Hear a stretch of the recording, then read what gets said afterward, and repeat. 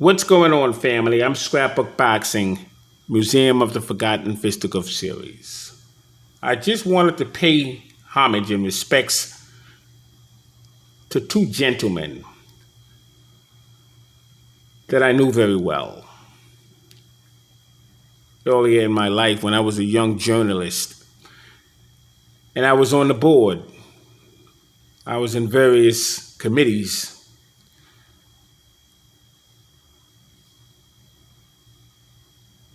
And I was part of organizations. I've met these men.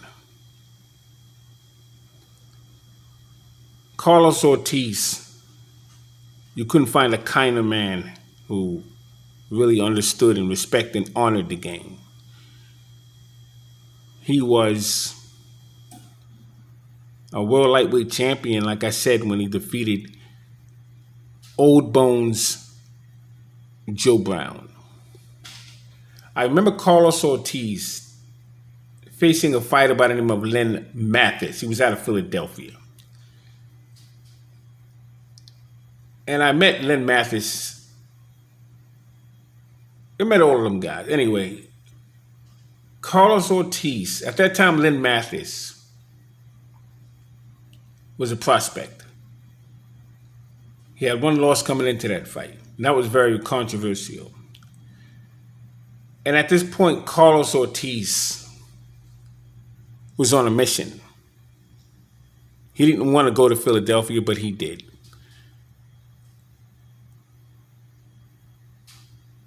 And Carlos Ortiz is responsible for 72 unanswered consecutive punches landed on Len Mathis. Drove him all around the ring completely, body and head.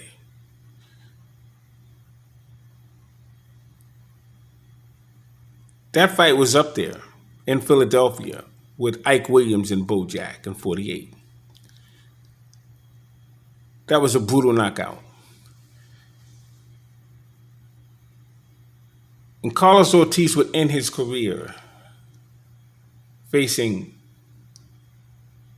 a Canadian fighter. His name was Ken Buchanan. And then Ken Buchanan would lose his lightweight championship title to Roberto Duran in 1972 in Madison Square Garden. Carlos Ortiz fought so many great names.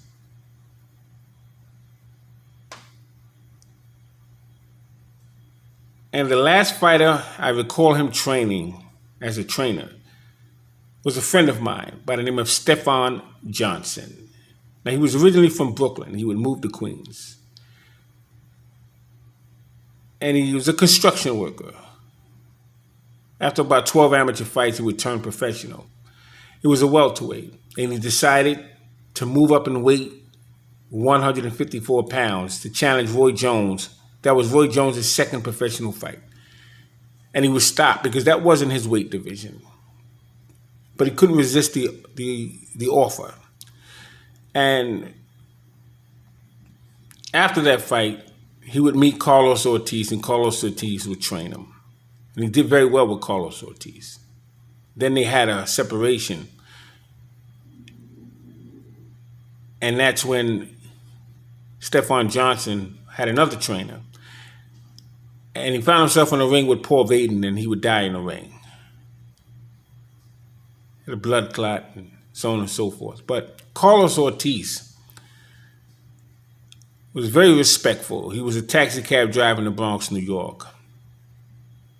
And he was a genuine humanitarian. So R.I.P. to him. He passed away a couple of weeks ago.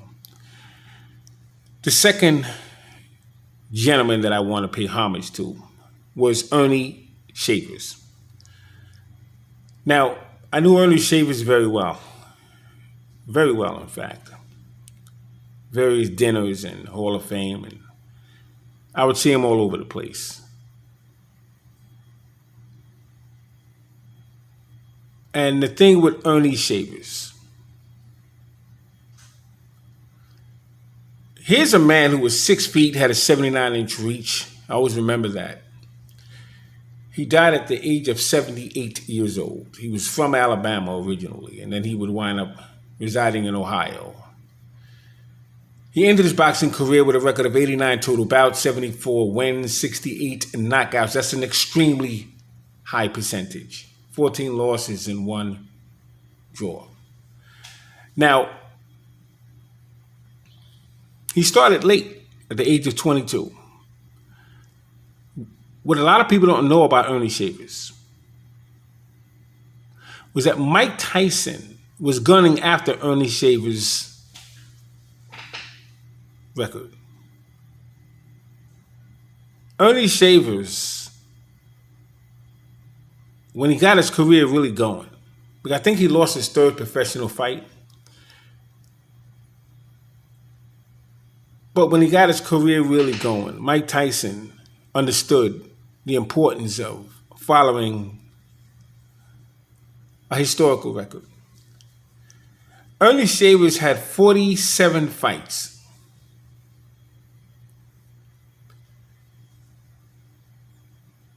He wound up having like 28 or 29 consecutive knockouts. 20 of them were in the very first round.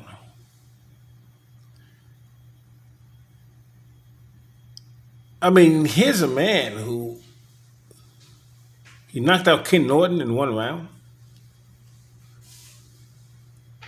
I was at the fight when Ernie Shavers faced Larry Holmes in 1978, and he dropped Larry Holmes.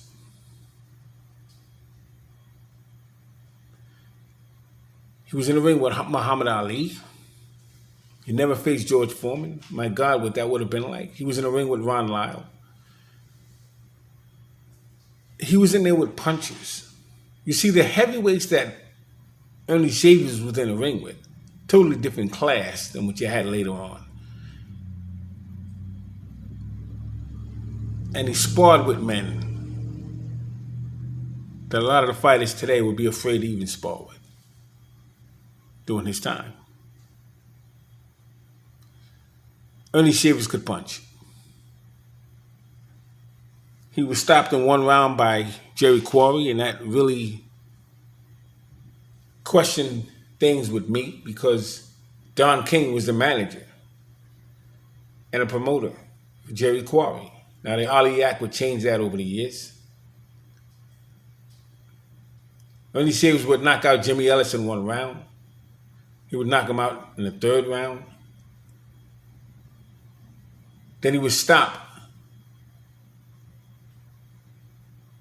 a very good fighter by the name of Harold Carter.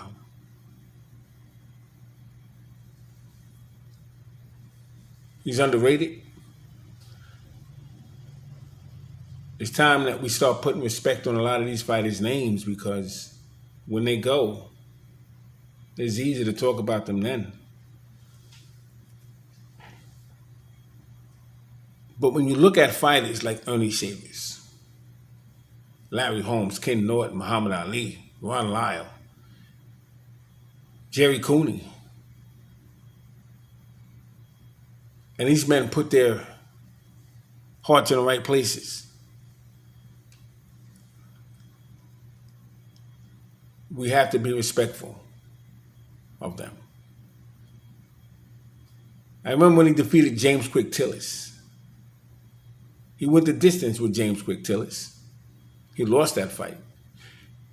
James Quick Tillis was the first fighter to carry Mike Tyson the distance. James Quick Tillis would lose to Mike Tyson, but he was the first fighter to carry him. These are all strong fighters.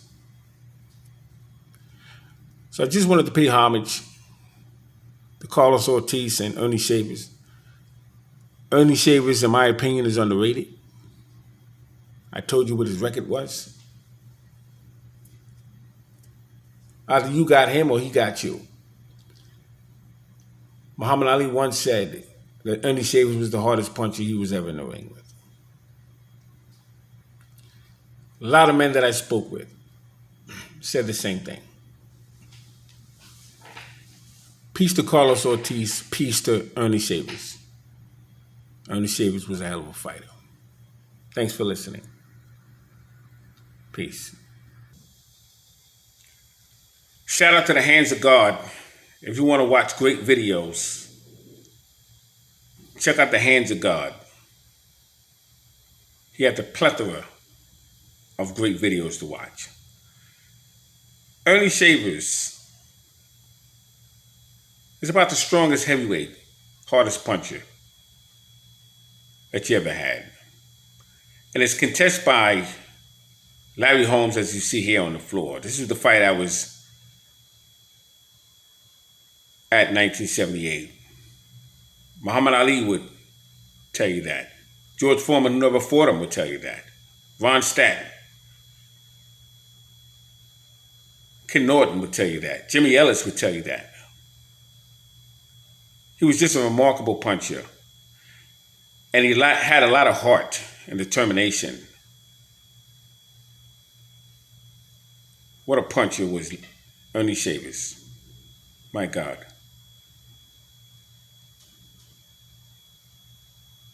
Check out some of his videos, and you'll see what I mean. Thanks for watching. Peace. I just want to quickly say I've been to over 500 world-class championship professional fights.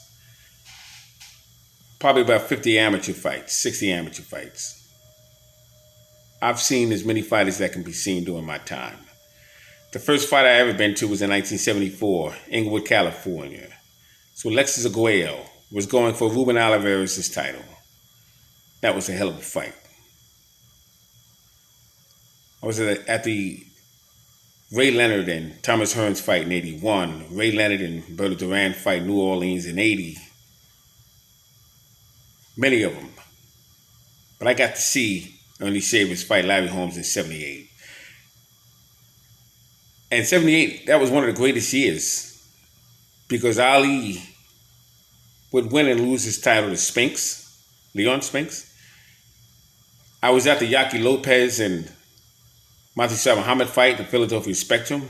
I was at the Marvelous Marvin Hagler fight with Bad Benny Briscoe in Philadelphia Spectrum.